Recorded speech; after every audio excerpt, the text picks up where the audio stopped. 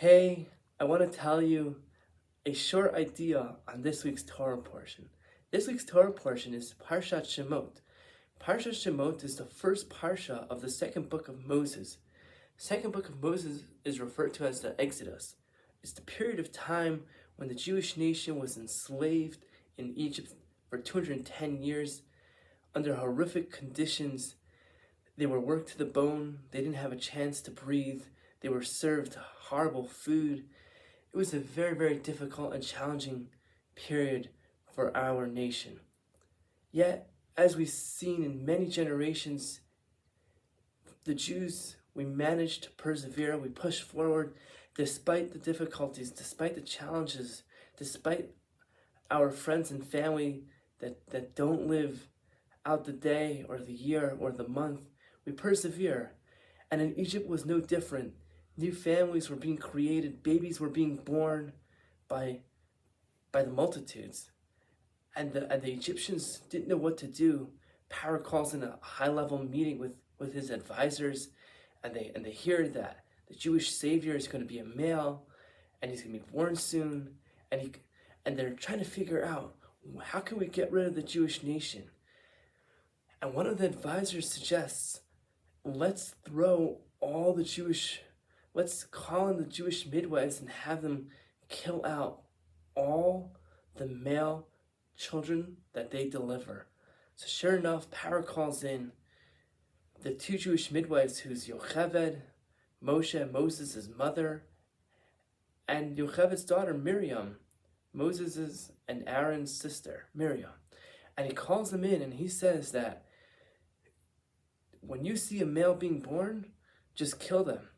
Right when they're delivered, right when the babies are born and it's a male, get rid of them. And we all know that Miriam and Yocheved refused to listen to Pharaoh. They refused to listen to his command. And we see a very interesting thing. The Torah, when it refers to these two women, it refers to them as Shifra and Puah.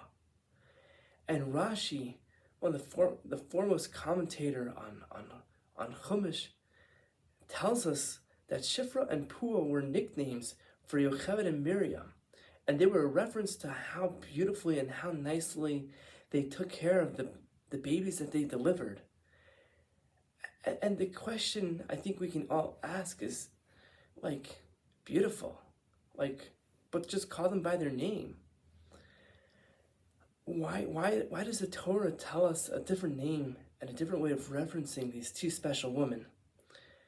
And I want to tell you about a very interesting Jewish concept, and that is that when parents name one of their children, they are having a divine inspiration for the essence of who that child is going to be. And the Torah is telling us the same thing here with Miriam and Yocheved. Their essence was somebody who cared so much about children that they delivered, the babies that they delivered, that they were willing to put their lives on the line. Many times we find ourselves in situations of being able to choose what we want to do, and we don't always necessarily choose the right thing unless we're going to get publicity and recognition and people are going to appreciate what we do. Over here, Yocheved and Miriam, Shifra and Puah, they were going to get killed, and yet their essence shined forth that they didn't care what King Pharaoh commanded them. Rather their essence was to save these Jewish children. And this is a lesson for all of us, that let our essence and goodness come forth in all situations that we find ourselves in. Shabbat Shalom from Sloan's Lake.